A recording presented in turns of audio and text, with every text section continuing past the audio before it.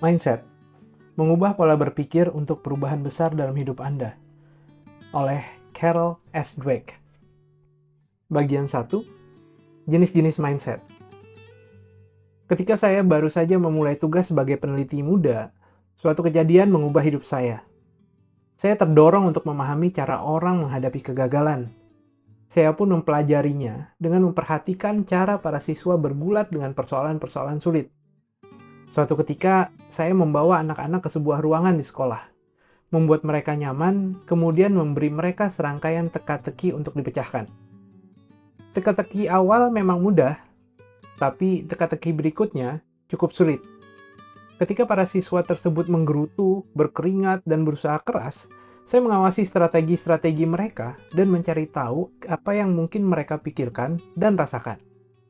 Saya berharap ada perbedaan cara mereka menghadapi kesulitan. Tapi, saya menyaksikan sesuatu yang tak pernah saya sangka-sangka.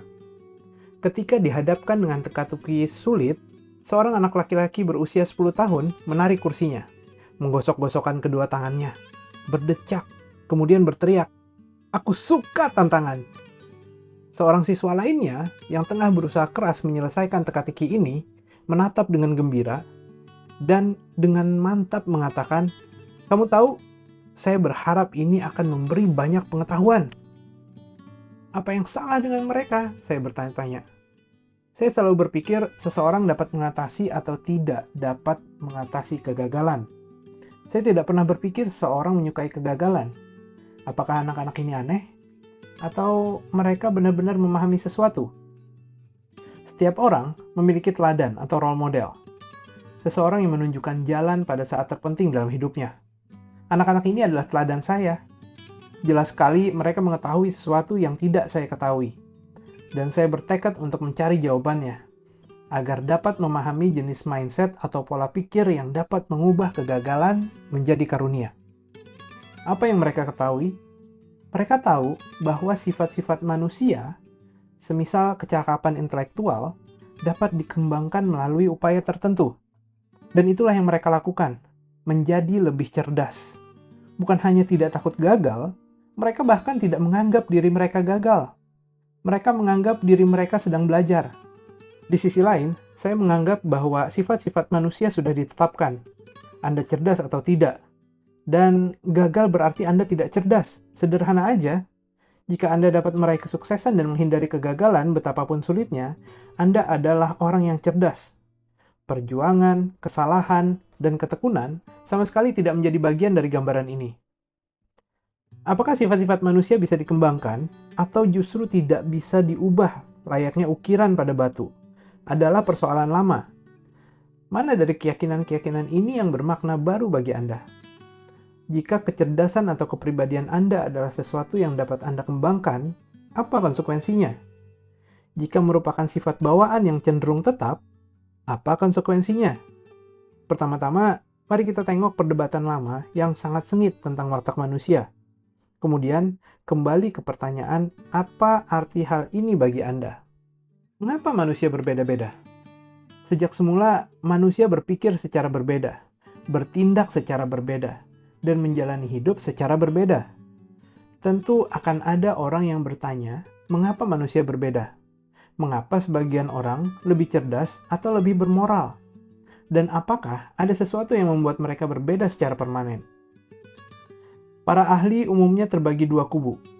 Sebagian menegaskan bahwa perbedaan-perbedaan ini dilandasi adanya perbedaan secara fisik yang tidak terhindarkan dan tidak bisa diubah. Seiring berjalannya waktu, dugaan perbedaan-perbedaan fisik ini meliputi tonjolan-tonjolan di tengkorak atau frenologi, ukuran dan bentuk tengkorak atau kraniologi, dan sekarang gen.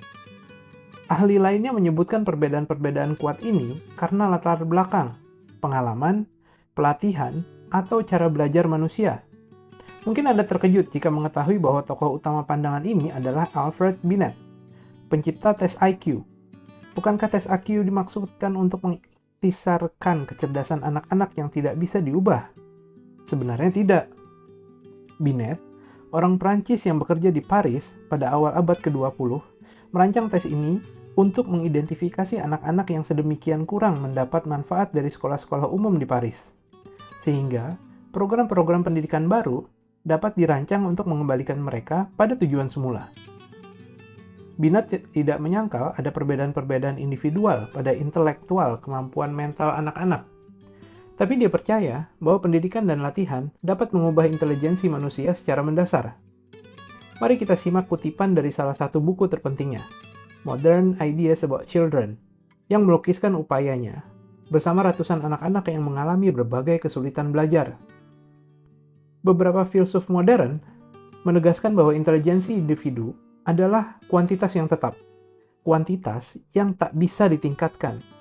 Kita harus memprotes dan bereaksi melawan pesimisme brutal ini dengan praktek, pelatihan, dan yang terpenting, metode yang tepat. Kita dapat meningkatkan perhatian, memori, penilaian kita, dan tentu saja menjadi lebih cerdas daripada sebelumnya. Siapa yang benar? Saat ini sebagian besar pakar sependapat bahwa kecerdasan bukanlah ini atau itu. Itu bukanlah sifat bawaan atau nature, atau hasil binaan, nurture, gen atau lingkungan. Dan konsepsi ini ada proses memberi dan menerima yang terus berlangsung di antara keduanya. Sebagaimana dikatakan ahli saraf terkemuka, Gilbert Gottlieb, gen dan lingkungannya sebenarnya tidak sekedar bekerja sama seiring dengan perkembangan kita. Tapi gen juga membutuhkan masukan dari lingkungan untuk dapat bekerja secara tepat.